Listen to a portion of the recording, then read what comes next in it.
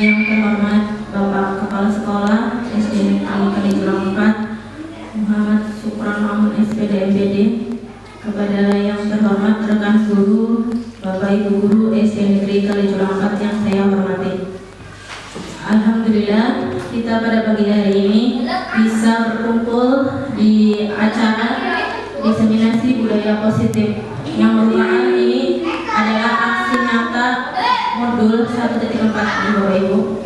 Tak lupa marilah kita ucapkan salawat dan salam kepada Nabi besar Muhammad SAW. Atas berkat rahmatnya kita bisa membedakan mana yang baik dan mana yang buruk. Untuk acara pada pagi hari ini akan dibuka oleh Bapak Kepala Sekolah terlebih dahulu, kemudian baru dilanjut dengan sesi materi. Selanjutnya nanti ada penguatan dan adalah dari Bapak rekan guru berbagi pengalaman. Ini intinya tentang sharing ya, sharing tentang budaya positif.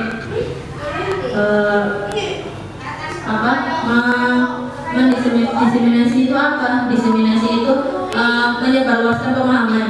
Intinya apa yang saya dapat itu berbagi kepada Bapak Ibu guru agar SD Negeri Kalijulang 4 itu bisa menerapkan yang namanya budaya positif. Apalagi SD Negeri Kalijulang 4 ada Bapak Kepala Sekolah yang merupakan urusan guru penggerak. Semoga apa yang kita cita-citakan bisa terwujud dengan lancar dan mudah.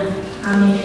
Untuk selanjutnya, tak lupa saya ucapkan terima kasih kepada Bapak Ibu guru atas kesempatan yang telah diberikan dan bisa berkumpul di acara diseminasi budaya positif dalam aksi nyata saya ini. Untuk selanjutnya saya serahkan kepada Bapak Muhammad Syukron Mamun. Monggo.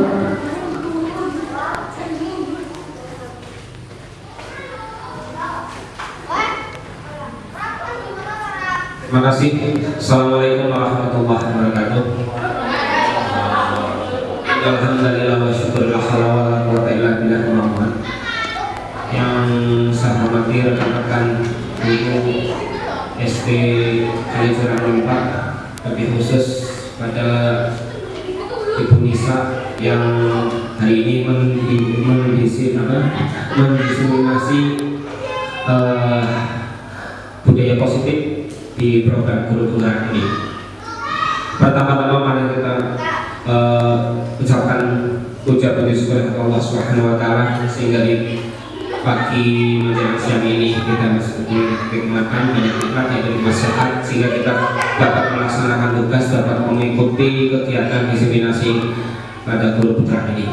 Shalawat serta salam selalu kita aturkan kepada beliau Nabi Muhammad SAW. Mudah-mudahan kita selalu mendapat syafaat di hari yang akan datang di hari akhir nanti. Amin ya rabbal alamin.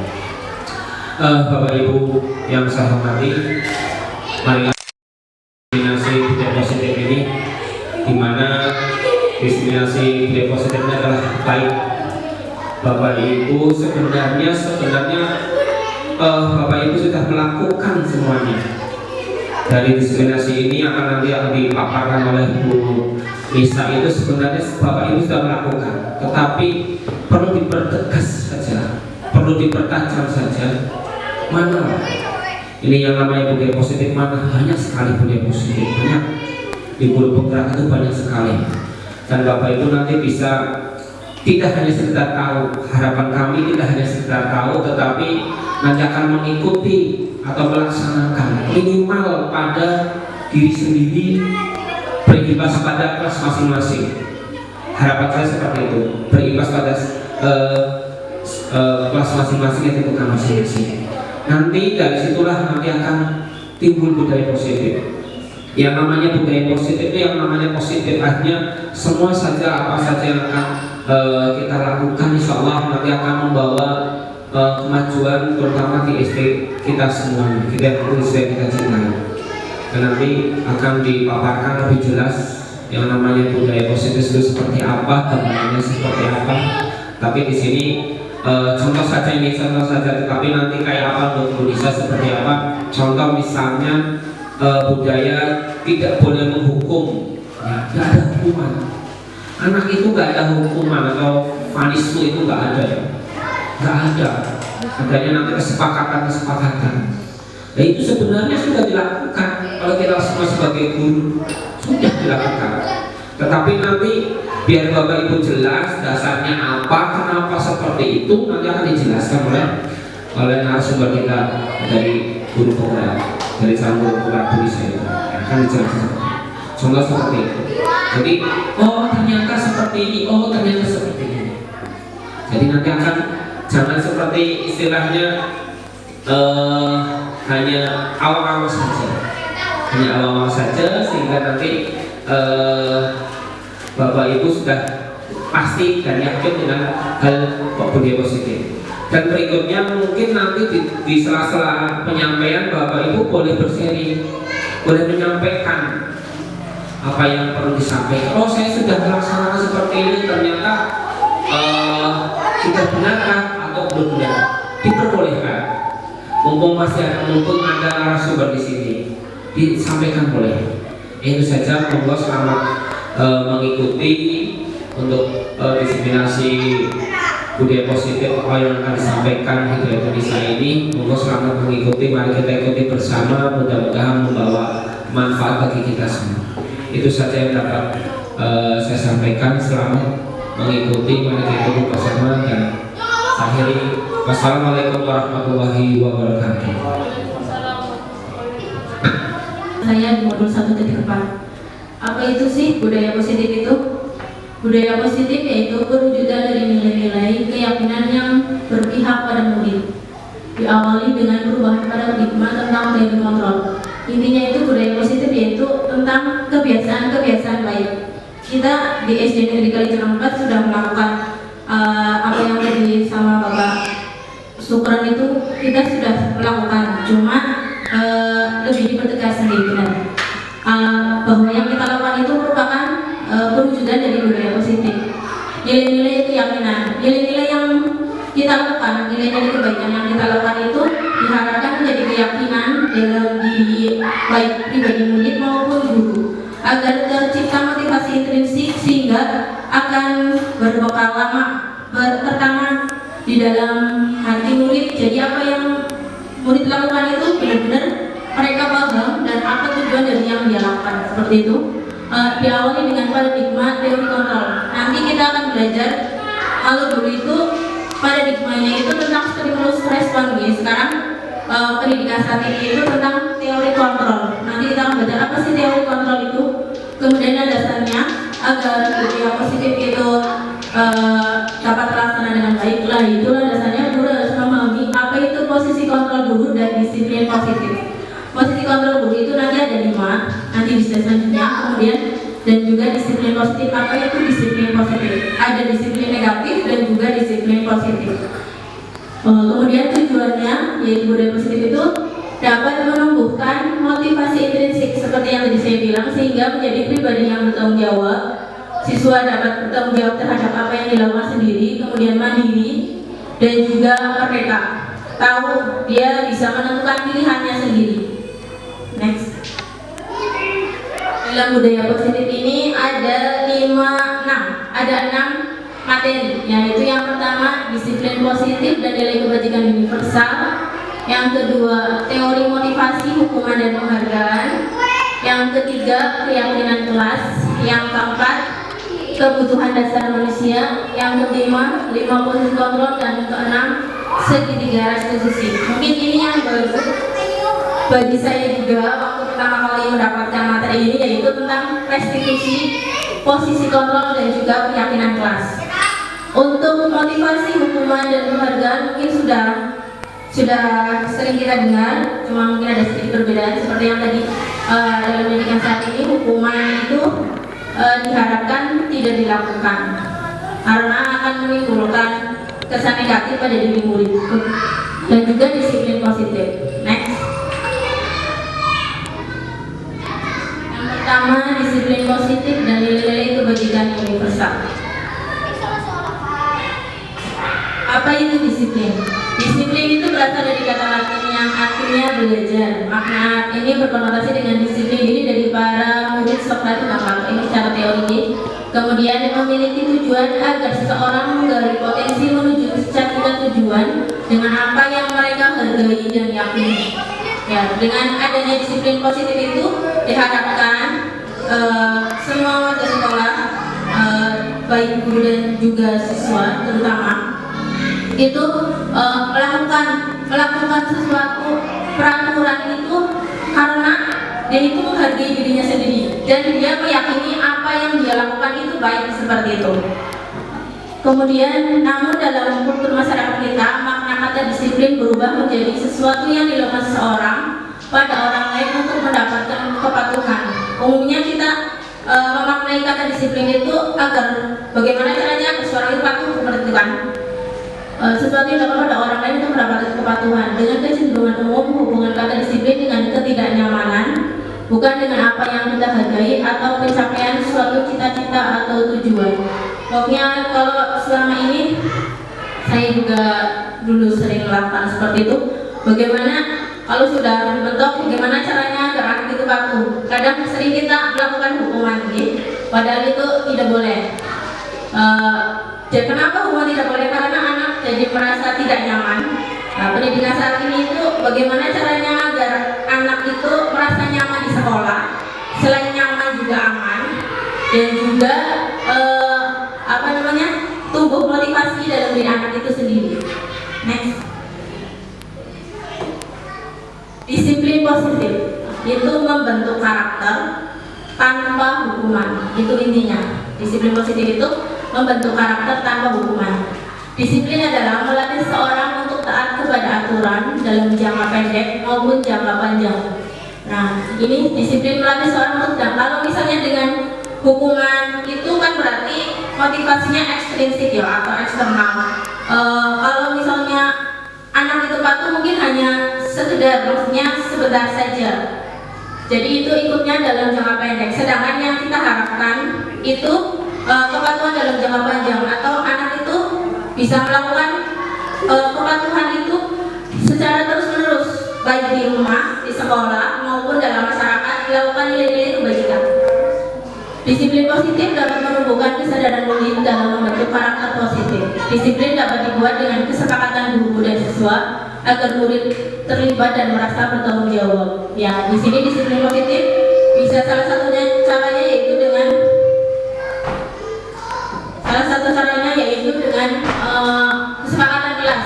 Nanti kita akan belajar bersama-sama tentang bagaimana cara membuat keyakinan kelas yang diawali dengan peraturan kelas, kemudian disepakati sama siswa, kemudian terbentuklah yang namanya keyakinan kelas itu. Nah, dari keyakinan kelas itulah nanti terbentuk nilai-nilai kebajikan yang harus kita taati bersama, seperti itu.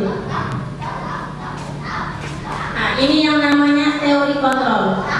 Ini ada 4 ya. Ini dalam teori ini merumuskan beberapa miskonsepsi tentang makna kontrol. Kenapa miskonsepsi? Berarti kita itu salah paham untuk pendidikan saat ini. Kenapa ini dinamakan ilusi? Ilusinya ada 4. Ilusi kan berarti sebenarnya itu tidak nyata, tidak sebenarnya terjadi. Terlihatnya sepertinya iya, ternyata enggak, gitu. Nomor 1, ilusi guru dalam mengontrol murid. Teori kontrol menyatakan bahwa semua perilaku memiliki tujuan, bahkan terhadap perilaku yang tidak disukai. Sedangkan yang tadi sudah disebutkan bahwa tidak baik, ya. Jadi mungkin ada anak yang merasa insecure, bahasa sekarang tuh rendah diri. Harusnya kan anak itu merasa percaya diri. Itu yang kita harapkan, baik di depan kelas dengan kita melatih sering maju di depan atau presentasi di depan, ataupun waktu upacara umumnya dalam segala kegiatan anak itu merasa percaya diri. Kemudian ilusi bahwa kritik dan membuat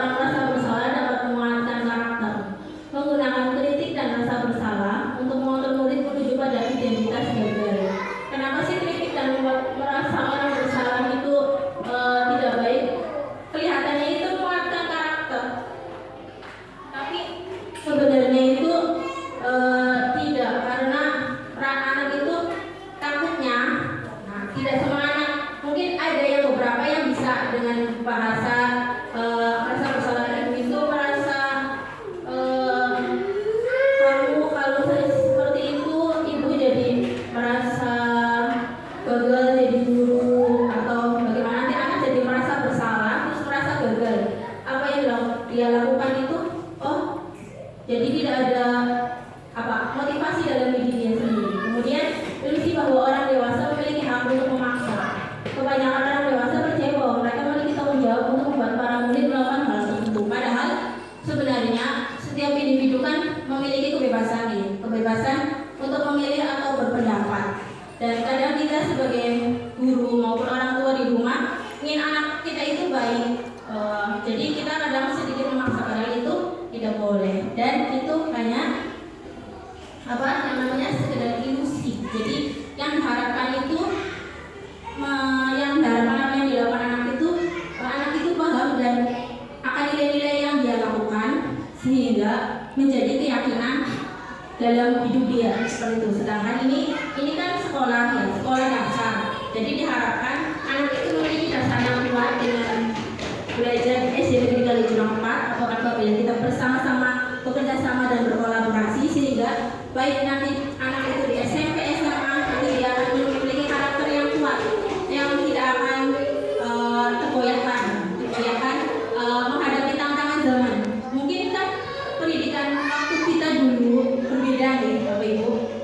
Saya juga mengalami pendidikan saat waktu kita di sekolah dulu berbeda dengan sekarang.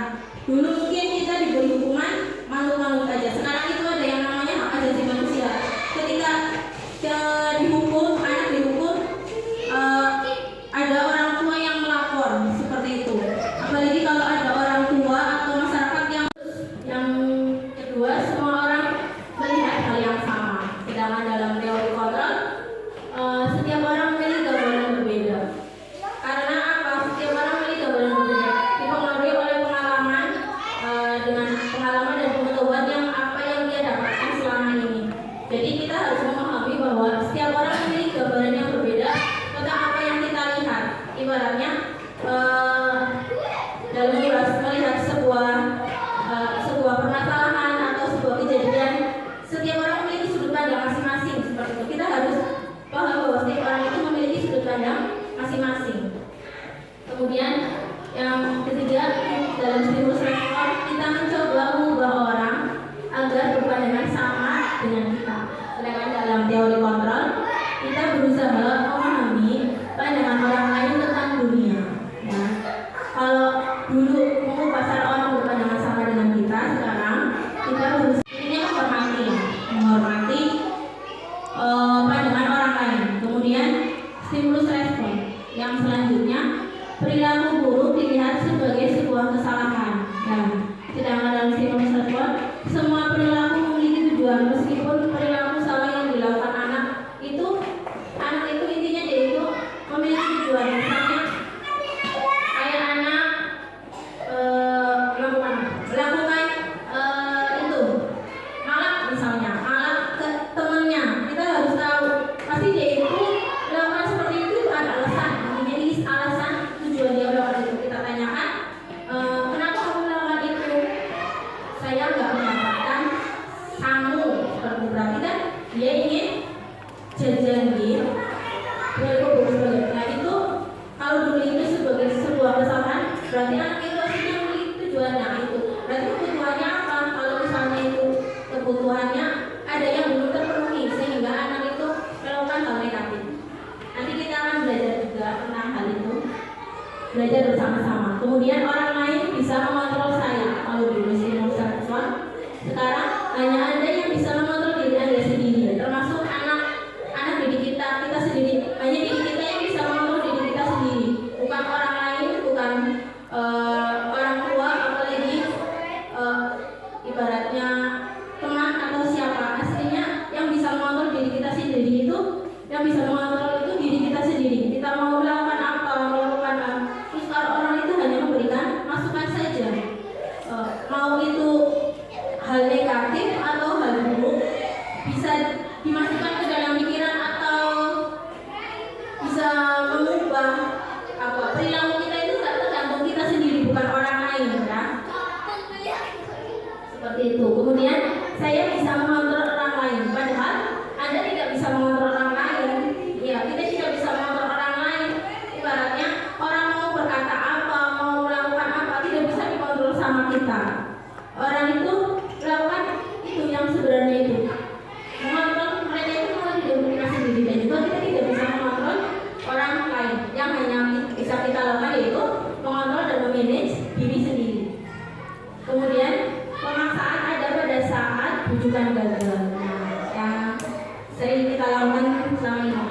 sayangi. Kalau misalnya mendisiplinkan anak, terus kayaknya kok bisa-bisa gitu ya, kayaknya nggak bisa-bisa, akhirnya kadang kita melakukan hukuman. Misalnya anak disuruh menulis atau disuruh membaca seperti itu pada saat bukan gagal. Padahal sekarang dalam teori kontrol, kolaborasi dan konsensus menciptakan pilihan-pilihan baru. Diharapkan guru maupun murid itu berkolaborasi atau bekerja sama. Konsensus itu apa? Konsensus itu kesepakatan. Berarti bersama-sama sepakat melakukan suatu perbuatan yang disepakati bersama-sama bahwa itu baik. Ayo kita lakukan bersama-sama, bukan dengan pemaksaan apabila rujukannya gagal. Kemudian stimulus respon itu berpikir menang kalah, kayak orang tua dengan siswa misalnya. Orang tua dengan anak, misalnya anak kita menuruti anak, maka orang tua merasa kalah. Kalau orang tua dituruti anak merasa kalah. Itu bukan seperti itu. Yang diharapkan itu bagaimana solusi tengah-tengahnya. Misalnya anak berkeinginan A, orang tua berkeinginan B. Begitu juga ketika di kelas. Bagaimana solusi tengah-tengahnya agar anak merasa nyaman dan juga orang tua merasa nyaman. Seperti itu. Nilai-nilai kebajikan ini bersama. Nilai-nilai kebajikan adalah sifat-sifat positif manusia yang merupakan tujuan mulia yang ingin dicapai setiap makhluk hidup. Nilai tersebut disepakati bersama terlepas dari suku, bangsa, agama, bahasa maupun latar belakang. Nilai-nilai kebajikan, tentu kita tahu ya, nilai-nilai kebajikan itu artinya nilai-nilai yang baik lah, nilai-nilai yang baik. Universal berarti berlaku bagi semuanya. Misalnya kayak kejujuran, tidak terlepas dari suku maupun suku Jawa, suku Batak. Mungkin kejujuran mereka mengakui bahwa itu adalah sebuah nilai kebajikan. Kejujuran karena mengakui kita harus berlaku jujur baik ucapan maupun perbuatan. Kemudian agama, terlepas dari agama, misalnya nilai toleransi. Semua agama pun mengakui bahwa toleransi itu harus kita terapkan baik dalam kehidupan beragama dengan sesama agama maupun dengan berbeda agama. Intinya nilai-nilai kebajikan universal itu adalah nilai-nilai yang disepakati bersama. Semua orang itu mengakui dan bersepakatlah, oh ya itu adalah nilai-nilai kebajikan. Kemudian nilai-nilai kebajikan yang dimiliki akan memanfaatkan motivasi intrinsik terbangun sehingga akan menggerakkan motivasi dari dalam untuk mencapai cita-cita yang diinginkan. Kemudian nilai-nilai kebajikan ini diharapkan dapat ketika nilai-nilai kebajikan itu sudah tertanam dalam dirimu dan sudah menjadi sebuah keyakinan. Itu dari peraturan-peraturan itu kita galinya bersama-sama dengan anak. Dari peraturan-peraturan itu apa yang kamu yakini, kita sepakati bersama. Kira-kira apa yang harus kita lakukan agar kelas kita itu nyaman, agar kelas kita itu kondusif, agar kelas kita itu pembelajarannya berjalan dengan lancar. Disepakati antara guru dan murid. Ketika sebuah peraturan itu sudah disepakati, maka kita gali lagi nilai-nilainya itu apa. Dari misalnya tidak terlambat guru anak memberikan pendapat, tidak boleh ngobrol di kelas. Nah itu berarti kan kalau peraturannya kan tidak buat gaduh ya, anak tidak boleh ngobrol di kelas. Terus keyakinannya itu apa? Nilai kebajikannya itu apa? Kalau tidak ngobrol di kelas, apa kira-kira Bapak Ibu? Tidak ngobrol di kelas, kondusif ya. Yang lain tenang ya, ketenangan. Nah nilainya itu ketenangan, menciptakan ketenangan. Nah oh ya tenang, jadi anak itu akan mendapat nilai-nilai keyakinan itu ketenangan. Berarti ketika belajar di kelas itu harus tenang, sering santai. Nah seperti itu. Nah langkah-langkahnya itu ada 6. Yang pertama, curah pendapat siswa. Kita bersama-sama siswa meminta siswa untuk menyatakan pendapatnya tentang apa yang tujuannya apa. Misalnya tadi pembelajarannya kondusif, ayo kita bersama-sama, kamu inginnya seperti apa. seperti itu. Curah pendapat, anak itu menyatakan pendapatnya, kemudian mencatat di papan, dia itu bertanya, kenapa kamu melakukan itu? Apa yang buat dia ingin menyetir mobil? Kenapa kamu ingin menyetir mobil, Dimas? Kalau jawabannya, aku merasa bangga dan keren, kira-kira kebutuhan dasar apa? Penguasaan, kesenangan, atau apa? Wanita? Enggak. Pak, warna. Kebutuhan dasar itu belum Iya, jawab dulu. Sama-sama. Apa kira-kira kalau jawabannya? Aku merasa bangga dan keren. Ya maksudnya ini karena menjawab kebutuhan dasar ya. Kebutuhan dasar ini sebenarnya ngambil Ada 5. Yang pertama penguasaan, kesenangan. Penguasaan, kesenangan, kebebasan, bertahan hidup. Kalau bertahan hidup gimana ya? Bertahan hidup. Yang satunya lagi kasih sayang dan ingin diterima. Kira-kira kalau jawabannya aku ingin menjadi boy karena aku merasa bangga dan keren. Kesenangan. Boleh. Kemudian biar bisa jalan-jalan naik mobil sama temanku. Kesenangan. Boleh. Aku senang bisa pergi ke tempat yang aku suka. Kesenangan. Menyetir mobil itu seru. Penguasaan. Ya, kita lihat jawabannya. Next. Nah, aku merasa bangga dan keren itu adalah penguasaan. Kenapa sih penguasaan? Karena anak itu, Dimas itu kalau dengan menyetir mobil dia itu merasa keren, alias eksistensi atau kemampuan itu diakui. Nah, ketika berkaitan dengan kemampuan atau eksistensi ya, nah itu adalah tentang penguasaan, keterampilan itu tentang penguasaan. Dimas kan merasa bangga kalau dan keren itu berarti Dimas membutuhkan kebutuhan dasarnya yaitu penguasaan. Kalau jawabannya biar bisa jalan-jalan mobil sama temanku bu guru sama orang tua, berarti kasih sayang dan rasa diterima. Dalam hal ini yaitu bersama teman-temannya. Aku senang bisa pergi ke tempat yang aku suka, senang bebas pergi ke tempat yang aku suka. Nah, kan ngalor kan hibur kalau sudah bisa nyetir mobil itu senang bebas, ya itu itu adalah salah satunya motivasi eksternal. Hukuman juga satunya adalah motivasi eksternal. Kemudian motivasi eksternal selanjutnya itu untuk mendapatkan imbalan atau penghargaan dari orang lain. Misalnya kayak tadi penghargaan, aku melakukan belajar rajin dan juara kelas pas bareng anaknya. Ketika anaknya tidak mendapatkan juara kelas, motivasinya melorot. Nah, itu adalah motivasi eksternal. Atau sering kita lakukan di kelas, biasanya kalau misalnya anak berani maju, kita kasih bintang. Ya, ketika anaknya tidak dikasih bintang, jadi semangatnya melorot seperti itu. Boleh, tapi jangan seterusnya.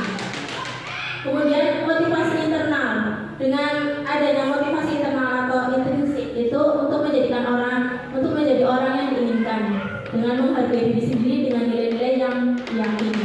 Nah, apabila nilai kebaikan itu dilakukan, itu diharapkan anak bisa menghargai dengan tujuan saya melakukan seperti ini, saya menghargai diri saya sendiri dan juga menghargai orang lain seperti itu. Bukan karena hukuman, bukan juga karena ingin mendapatkan penghargaan.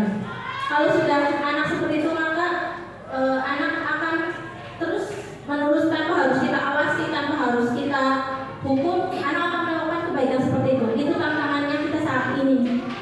Itu adalah tujuan dari disiplin positif, intinya dari kemudian next. Hukuman dan penghargaan. Perbedaan antara hukuman, konsekuensi dan restitusi. Restitusi itu apa? Intinya restitusi adalah memperbaiki perilaku anak, tapi bersama anak, memperbaiki perilaku kesalahan anak apabila anak melanggar bersama-sama dulu dengan cara mencari solusi atau pemecahan masalahnya kepada anak itu sendiri. Nanti kita akan Dan juga kemudian ini perbedaannya ada hukuman, konsekuensi dan restitusi. Hukuman itu adalah identitas gagal. Ya. Nanti kalau kita sering menerima hukuman terus, nanti anak merasa dirinya itu gagal. Diharapkan tidak seperti itu. Kalau konsekuensi dan restitusi itu identitas sukses. Perbedaannya, hukuman sesuatu yang menyakitkan harus terjadi, sedangkan konsekuensi sesuatu harus terjadi. Sedangkan restitusi merupakan sebuah pilihan. Ya, suatu ada konsekuensi, misalnya kalau konsekuensi kan berarti sudah disepakati antara murid dan juga guru. Misalnya kalau tidak mengerjakan PR, anak itu tahu bahwa nanti kalau tidak mengerjakan PR, membaca ya, nah itu konsekuensinya. Anak mengetahui, oh ya kan nggak bisa adanya orang mengerjakan PR, berarti pokoknya bakal orang baca selembar buku penuh. Nah seperti itu. Nanti ketika anak tidak mengerjakan PR, dia akan tahu bahwa nanti apa yang dia dapatkan itu apa ya, itu namanya konsekuensi. Sedangkan restitusi merupakan sebuah pilihan. Nanti sebuah pilihan, misalnya ada anak kalau misalnya tadi tidak bisa membaca, nanti anak diberi pilihan atau solusinya, kenapa kamu tidak mengerjakan PR, alasannya apa. Nanti ada 3 langkah yang akan kita pelajari. Kemudian hukuman itu membuat anak tidak nyaman untuk murid anak untuk dalam waktu jangka panjang, berbekas lah. Kayak dulu mungkin Bapak Ibu pernah waktu SMP, kalau saya menceritakan pengalaman saya nih, saya dulu pernah waktu SMP dihukumnya karena apa? Karena saya tidak mengikuti kegiatan MOS, ada band-band itu Pak. Saya kan tidak terlalu suka dengan band. Jadi saya di kelas bersama teman saya. Nah ketika itu guru olahraga melihat kenapa, dan dia itu tidak mau tahu dengan alasan saya apa, karena saya pusing atau dia tidak mau tahu, sehingga waktu itu saya dengan teman saya itu dihukum untuk push up. Nah, itu adalah sebuah hukuman dan sampai sekarang saya masih ingat, karena saya merasa saya tidak bersalah karena saya pusing dalam saya hukum. Nah, itu saya masih ingat sampai sekarang. Kemudian kalau konsekuensi tidak nyaman untuk murid untuk dalam jangka waktu pendek, kayak tadi membaca dalam satu lembar penuh. Kalau itu kan anak pasti tidak nyaman ya. Kalau misalnya anak yang tidak bisa membaca atau anak yang bisa membaca pun merasa tidak nyaman, baca sebuku penuh lembar. Nah itu, tapi kan untuk ketika membacanya sudah selesai, tidak nyamannya selesai juga, tapi tetap membuat anak tidak nyaman. Sedangkan restitusi menguatkan untuk murid anak dalam jangka waktu panjang. Kemudian hukuman, korban mendapatkan keadilan. Kalau konsekuensi, korban bisa diabaikan ya. Kemudian restitusi, korban mendapatkan ganti. Kemudian hukuman, murid anak akan tersakiti. Kalau konsekuensi, anak dibuat tidak nyaman seperti itu tadi. Kemudian restitusi, murid anak mendapatkan penguatan. Kenapa kamu melakukan itu, alasannya apa, kira-kira kita solusinya seperti apa agar hal itu tidak terulangi kembali. Kemudian hukuman perilaku pasif agresif meningkat. Bagi anak yang pemarah mungkin akan semakin agresif kalau misalnya dihukum. Kemudian konsekuensi itu penguatan hanya bertahan dalam jangka waktu pendek saja. Ketika konsekuensinya sudah selesai, sudah dilakukan, bisa dilakukan berulang. Ibaratnya anak itu bisa mengulang. Kemudian restitusi, masalahnya menjadi terpecahkan. Hukuman sistem tidak akan berjalan bila murid tidak takut. Agar anaknya orang rugi, hukumannya orang pasang. Kalau konsekuensi memerlukan monitoring dan supervisi terus-menerus dari guru. Kalau konsekuensi anak harus terus dimonitoring. Kalau sedang restitusi, murid belajar bertanggung jawab untuk perilakunya. Hukuman berlaku hanya pada sebuah institusi, tidak berlanjut pada kehidupan nyata, dihukum pada saat itu saja. Sedangkan konsekuensi membantu penerapan mengikuti peraturan dalam masyarakat. Restitusi fokus pada pemecahan masalah dalam jangka panjang. Sedangkan yang diharapkan itu ketika masalahnya sudah terpecahkan, apa yang nilai yang anak yakini itu dilakukan baik di sekolah, rumah maupun masyarakat. Jadi kita perlu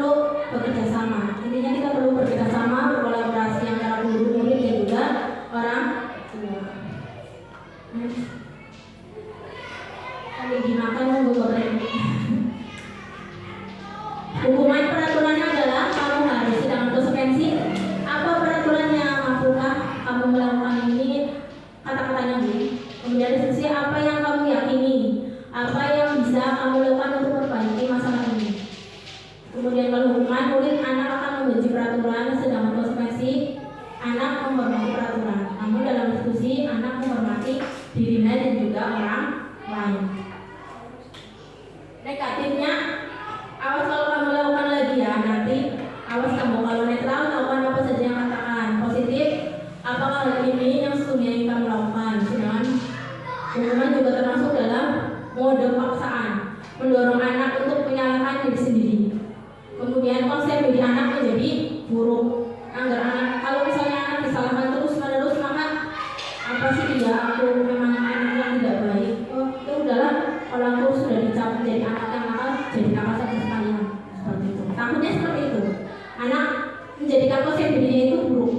Kemudian murid anak belajar menyembunyikan kesalahan. Nah, itu yang ditakutkan. Tidak mau berkata jujur. Apa yang anak lakukan? Tidak mau berkata jujur, takut dimarahi, takut dihukum. Seperti itu. Kalau konsekuensi mendorong kepatuhan, konsep dirinya baik, murid anak belajar taat peraturan. Itu sih lebih baik lagi, mendorong disiplin positif seperti itu. Kemudian konsep diri anak itu akan semakin kuat. Oh iya, itu tidak baik. Oh iya, itu nilai kebajikan harus kita yakini. Kemudian teori kontras, kemudian apa ini? Murid anak belajar memecahkan masalah bersama-sama, belajar memecahkan masalah itu dengan bimbingan guru.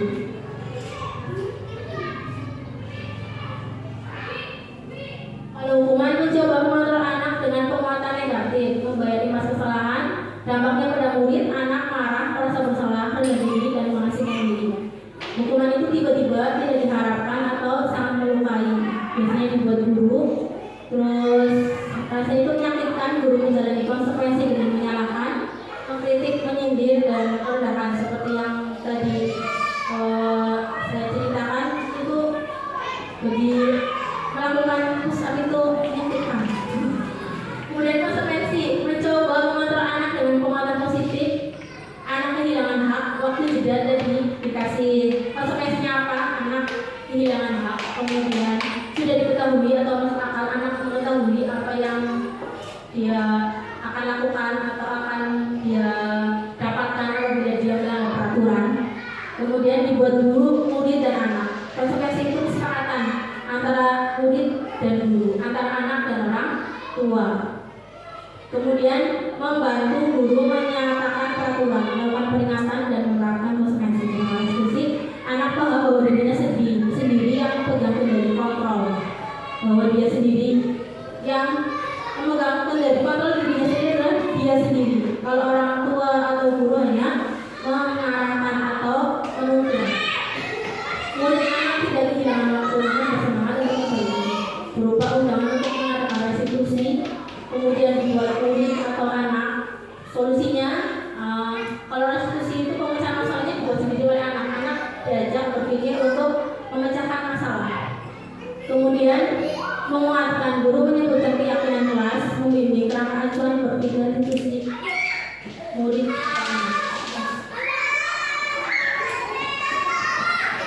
Ini, mari kita belajar. Setelah tadi perbedaan antara hukuman dan konsekuensi, kira-kira ada empat ini menurut Bapak Ibu. Itu yang pertama, mencatat satu story dalam kalimat. Saya tidak akan terlambat lagi karena terlambat itu dikarenakan terlambat sekolah. Itu menurut Bapak Ibu hukuman atau konsekuensi? Monggo. Hukuman, mesti apa kira-kira? Bapak mau belajar, saya juga belajar. Mari saling berbagi, saling menguatkan. Kira-kira hukuman atau konsekuensi? Kalau konsekuensi kan kesepakatan antara guru dan murid. Kalau hukuman secara tiba-tiba dibuat guru, tidak didorong dari kesepakatan. Bagaimana? Konsekuensi. Pak Yan? konsekuensi. Nah, yang kedua kita catat ya, yang ada yang konsekuensi ada yang hukuman. Kemudian lari mengelilingi lapangan basket 2 kali karena terlambat dari sekolah, itu hukuman atau konsekuensi? Hukuman ya, terlihat sekali itu anak terlihat tidak nyaman. Kemudian menggantikan kertas tugas teman yang dicoret-coret, itu termasuk hukuman atau konsekuensi? Tuan masih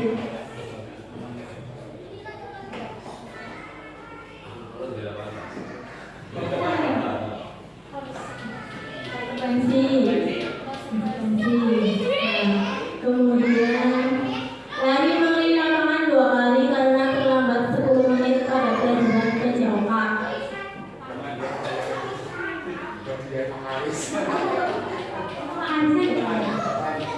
Konsekuensi Pak. Mari kita lihat jawabannya.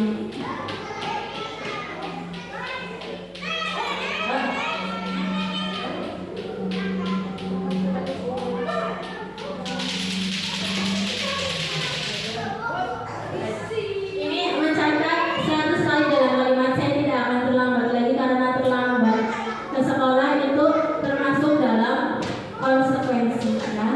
Mencatat 100 kali dalam kalimat saya tidak akan terlambat. Oh, ini hukuman, termasuk hukuman. Kenapa? Karena anak tidak nyaman ya.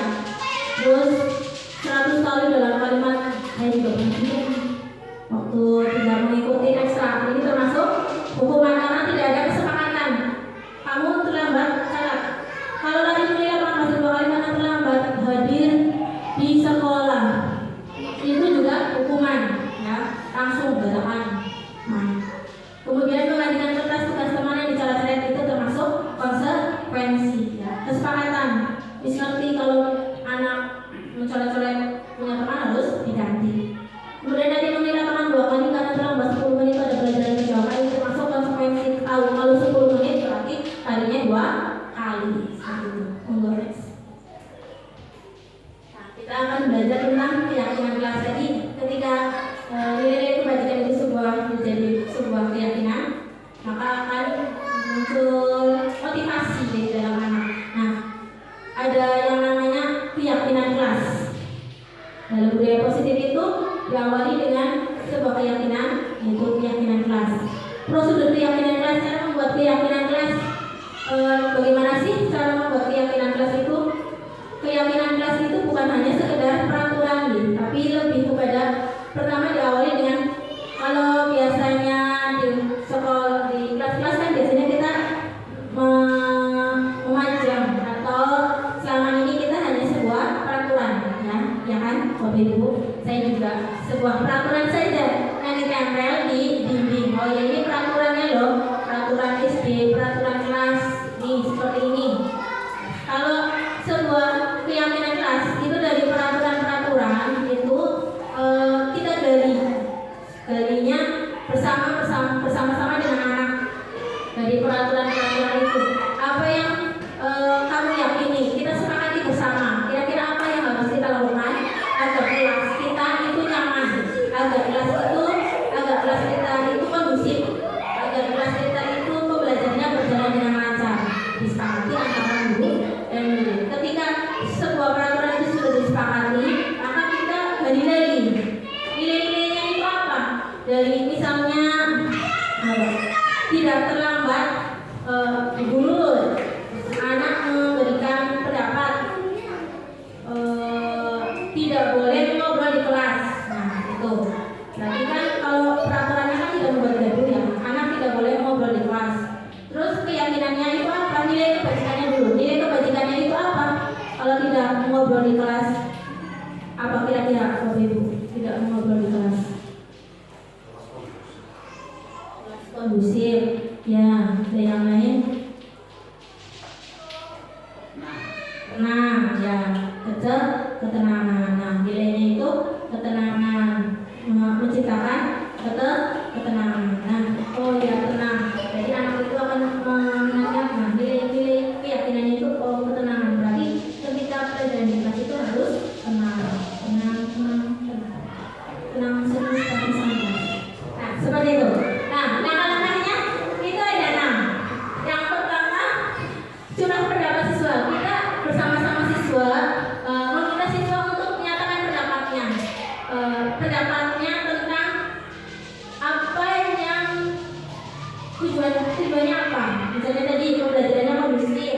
Ayo kita bersama-sama. Kamu inginnya seperti apa? Seperti itu. Curah pendapat. Anak itu menyatakan pendapatnya. Kemudian mencatat di papan atau kertas besar. Kenapa sih harus di papan atau kertas besar?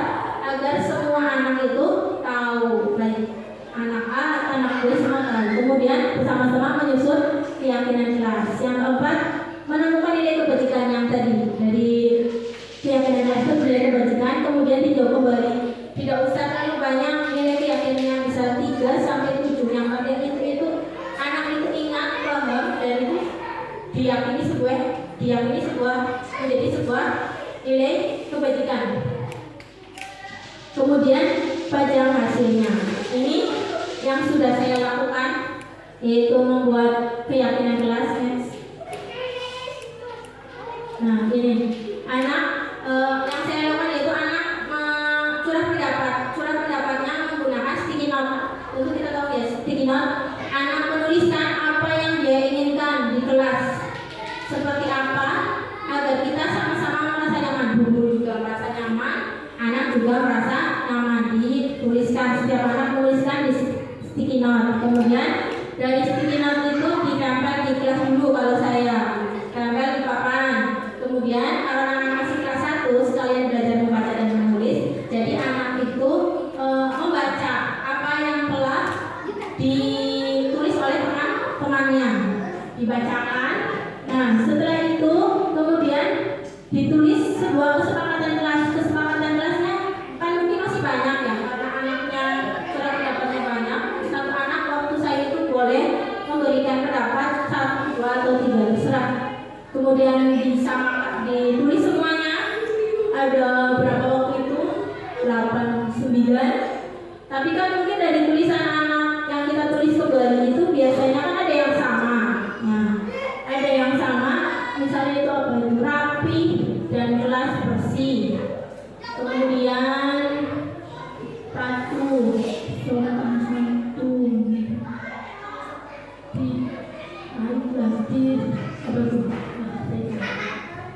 tidak membuang sampah sembarangan. Nah itu tidak membuang sampah sembarangan. Dari 9 kesepakatan kelas itu dibuat sebuah keyakinan atau dirangkum sebuah keyakinan. Kelas 1 keyakinannya yaitu tertib. Nah, itu tadi tertib. Kemudian menghormati orang lain, menghormati guru, jujur mengakui kesalahan, jujur berkata. Kemudian sopan santun, patuh, rapi dan bersih. Tadi ada tidak membuang sampah sembarangan, berpakaian sesuai aturan, itu hukumnya masuk ke sini. Kemudian mandiri mengerjakan PR-nya sendiri. Nah salah satunya itu berarti masukkan dalam mandiri. Itu keyakinan kelas 1. Nah sekarang kebutuhan dasar manusia. Kebutuhan dasar manusia. Kenapa sih kita belajar kebutuhan dasar manusia?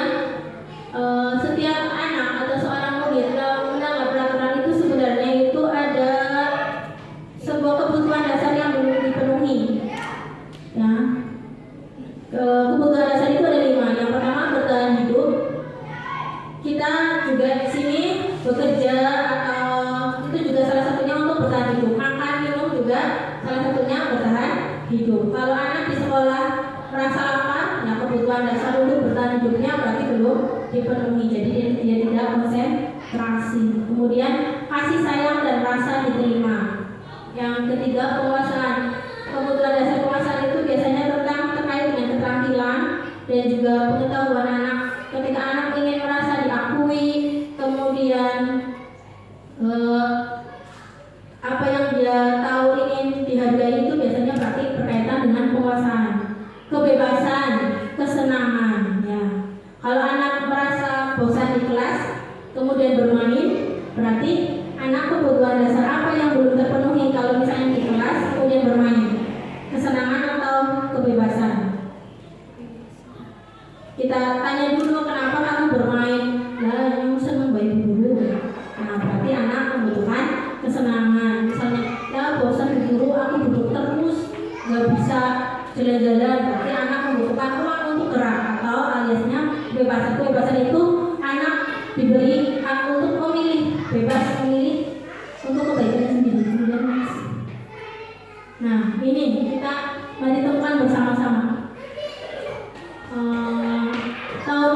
Dimas pernah berusia 17 tahun.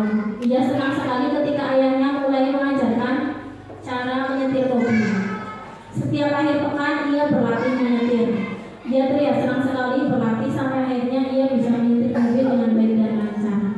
Ketika ibunya bertanya pada Dimas apa yang membuat dia ingin bisa menyetir mobil, ketika jawaban Dimas adalah seperti ini, kebutuhan apa yang dia penuhi. Itu mari kita bersama-sama coba Bapak Ibu. Dimas berusia 17 tahun, senang ayahnya mengajarkan setir mobil. Terus kalau ditanya jawabannya, kita bisa tahu kebutuhan dasar anak itu apa ketika kita bertanya kenapa kamu melakukan itu, apa yang buat dia ingin menyetir mobil, kenapa kamu ingin menyetir mobil Dimas. Kalau jawabannya aku merasa bangga dan keren, kira-kira kebutuhan dasar apa? Penguasaan, kesenangan, atau apa? Wanita? Enggak. Pak, mana? Udah dasar ini belum. Iya, jauh dulu kita sama-sama. Kira-kira kalau jawabannya aku merasa bangga dan keren.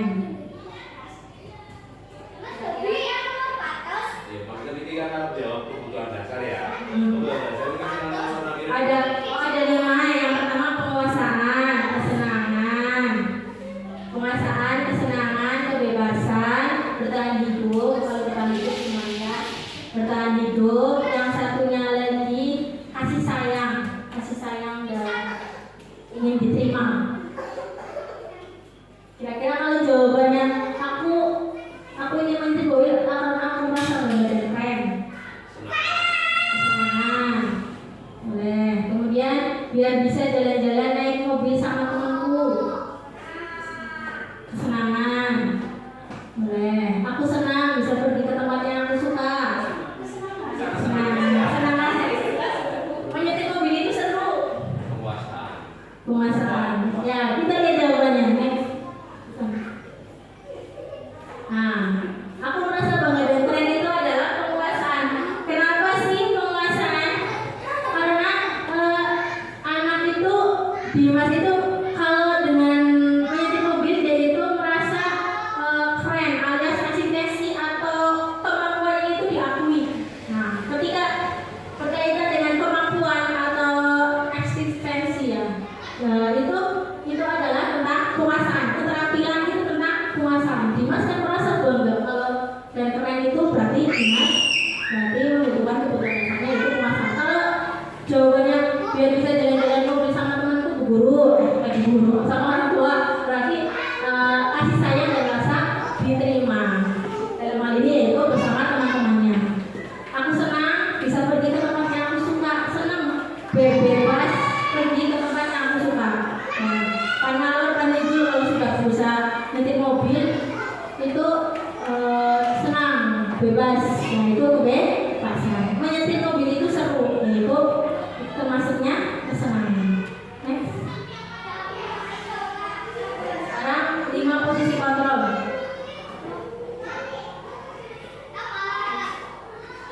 5 posisi kontrol itu ada 5 yaitu yang pertama penghukum, kemudian pembuat rasa bersalah, kemudian posisi kontrol sebagai teman, yang keempat sebagai pemantau dan juga manajer. Penghukum. Yang pertama penghukum. Ciri-cirinya apa?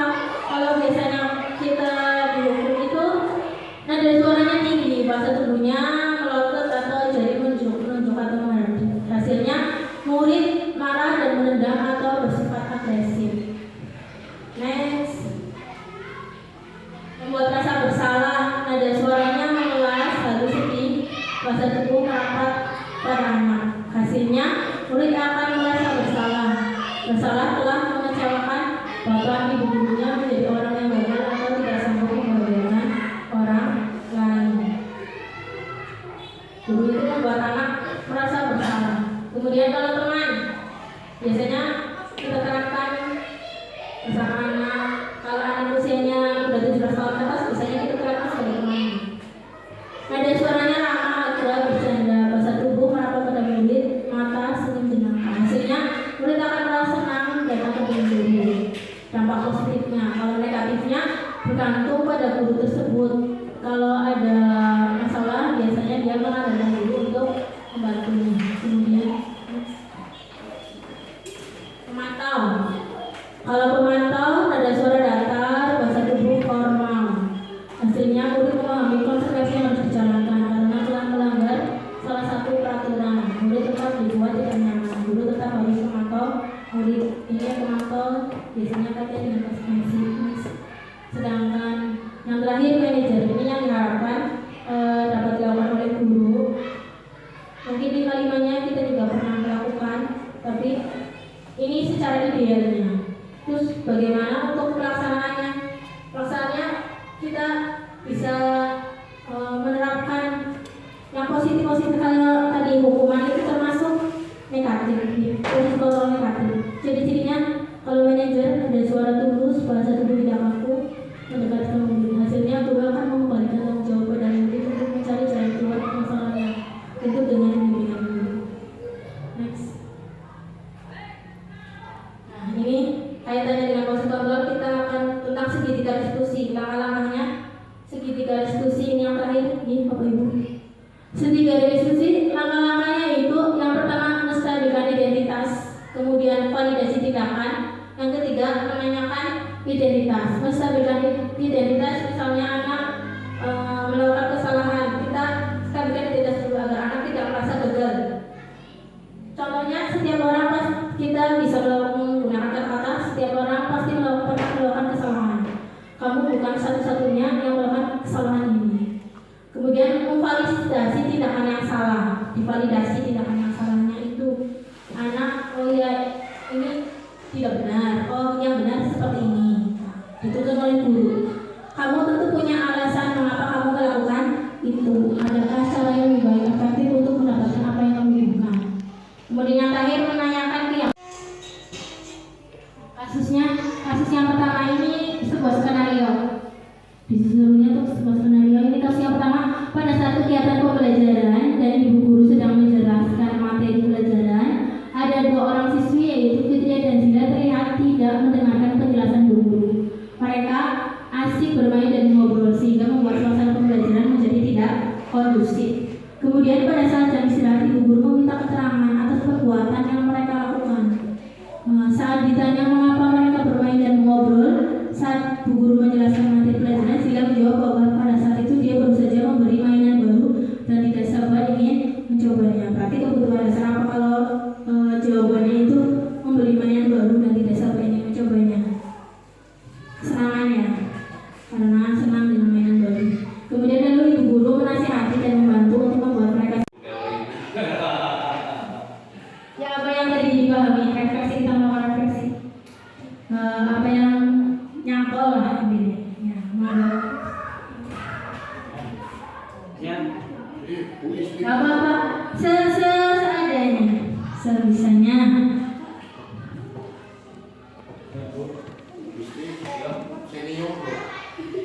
Ya, bisi monggo. Nah itu masuk hukuman. Tadi karena pelajaran matematika nggak bisa itu, kalau menurut saya itu termasuk hukuman Pak, karena kami secara dadakan. Pokoknya intinya kalau konsekuensi yang kedua itu harus apa tadi 1, 2, 3, 4, 5. Kalau memang sudah kesepakatan sebelumnya, nanti kalau guru hitung dan anak itu sepakat itu berarti konsekuensi. Tapi konsekuensinya itu berubah hukuman ya. Berarti kan itu tidak boleh. Harusnya konsekuensi kan jangan kalau hukuman kan lebih fisiknya siswa, terus lebih membekas kepada mentalnya. Kalau konsekuensi intinya itu sebelumnya itu anak dan guru itu bersepakat. Kalau misalnya tidak melakukan A, melakukan B, tapi apa yang akibat daripada itu tidak mengarah ke fisik, dan juga anak itu membuat pemikiran merasa anak itu tidak nyaman, tapi jangan melibatkan fisik atau seperti apa. Enggak mau menjelaskan lagi. Kita tadi atau kayak ini ya Bapak teori kita gimana? Aslinya mungkin ini tuh sudah sering kita terangkan kayak pemecahan solusi masalah kalau ada masalah. Cuma belajar bapak kayak gitu sebenarnya namanya ya sangatnya hukuman itu. Aslinya ini mungkin kayaknya itu sih sudah sering kita lakukan, cuma lebih dipertegas lagi tadi ada tindakan-tindakan yang harus kita lakukan seperti itu.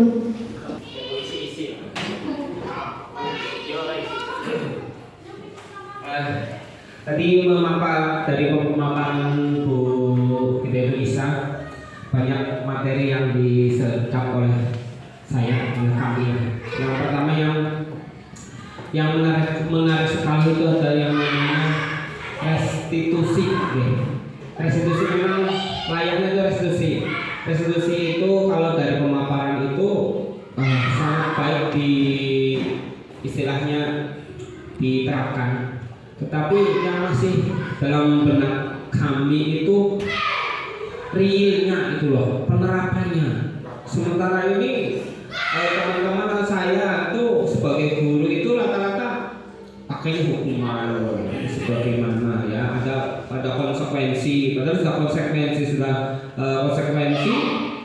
ternyata konsekuensi untuk adalah sekarang tidak diperkenankan, ya akan lebih baik kepada restitusi yang mengolah itu nanti yang barangkali teman-teman atau barangkali Bu Nisa punya gambaran lagi tingkah laku atau perbuatan yang real untuk awal kita mulai restitusi itu apa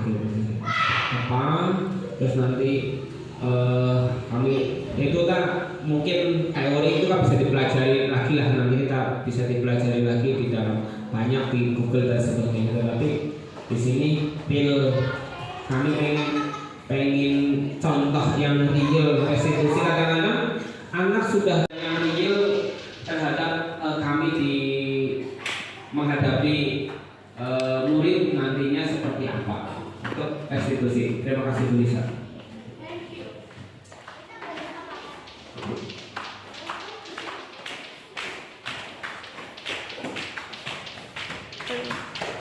Terima kasih kepada Bapak Subrahman. Untuk menerapkan itu sih kita awali dengan apa? Kita awali dengan membuat kesepakatan terlebih dahulu. Nah, kesepakatan terlebih dahulu dengan ini yang saya pahami dalam yang saya tambahkan. Soalnya kita di belakang ada mungkin Bapak Ibu sudah pernah membukanya, yaitu budaya positif dan semuanya itu. Jadi saya menambahkan apa yang saya pahami. Yang pertama kita awali untuk menerapkan institusi, berarti nanti setiap guru kelas atau kita bersama-sama itu membuat sebuah kesepakatan kelas dari peraturan kelas menjadi sebuah keyakinan. Tidak usah banyak-banyak, mungkin 3-7. Ketika sebuah itu sudah disepakati dan dijadikan sebagai sebuah keyakinan di kelas itu, jadi ketika ada permasalahan kayak tadi itu kelas 1 ada 7. Ketika ada permasalahan, misalnya anak tadi itu contohnya kalau kelas 1 kan biasanya gitu ya, suka robek-robek kayak gitu kan. Nah kita tanyakan ketika ada permasalahan, kita tanyakan terlebih dahulu. Kayak tadi Sida sama Fitria itu tidak sengaja merobek, tapi Sidanya merasanya sengaja. Nah, kemudian marah dan terjadi keributan. Kita tanyakan dulu, kenapa kamu seperti itu? Nah, kita tanyakan terlebih dahulu. Nah, itu karena langsung saja merobek. Karena apa merobek? Salah paham berarti tadi kan? Langsung saja ya Pak Isa. Ini tadi saya langsung begitu ada kata restitusi gitu ya. Saya jadi teringat dulu ada restitusi itu benar-benar itu pada saat pelatihan PMR itu ada kata restitusi jantung paru. Masa sih restitusi jantung paru ada di dalam itu? Ternyata begitu saya buka kamus restitusi itu kaitannya dengan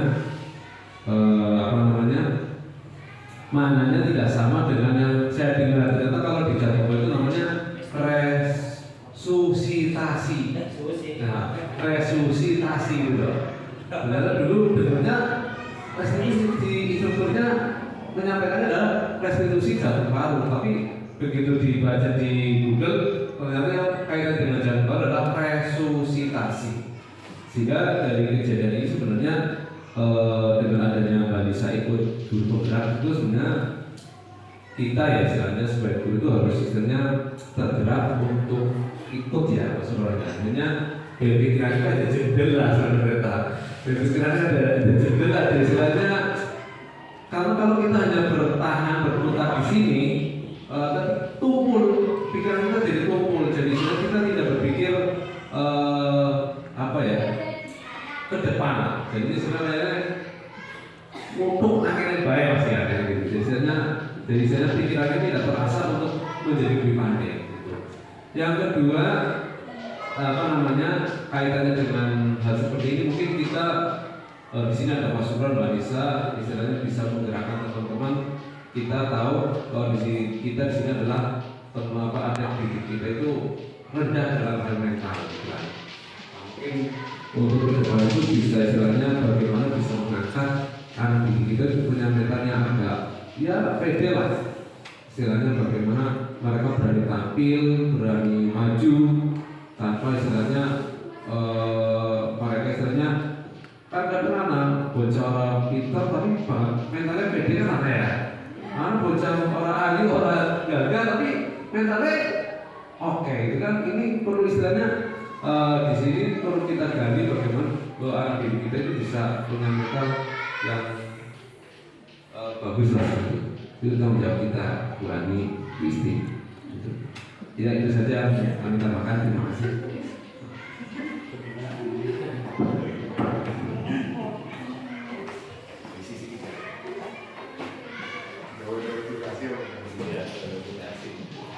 Terima kasih kepada Ibu Basir, kepada kalian yang lain. Saya ingin apa pengalaman pada waktu dulu sekolah. Pak Gubron, monggo. Pak Gubron, Wani, Bu Isti. Saya berdiri di sini bukan berarti saya itu lebih pintar. Saya cuma disuruh untuk menyebarluaskan apa yang saya tahu seperti itu. Mungkin kan di PNM sudah ada, berarti kan Bapak Ibu itu kalau aksi nyata yang sudah selesai, kalau saya belum semua, berarti kan sudah tahu aslinya, cuma belum berani saja mengungkapkan di depan. Nah, apa yang Bapak Ibu pahami, monggo kita saling berbagi. Jadi apa yang bisa nggak kayak begitu loh, kita saling berbagi seperti itu. Monggo.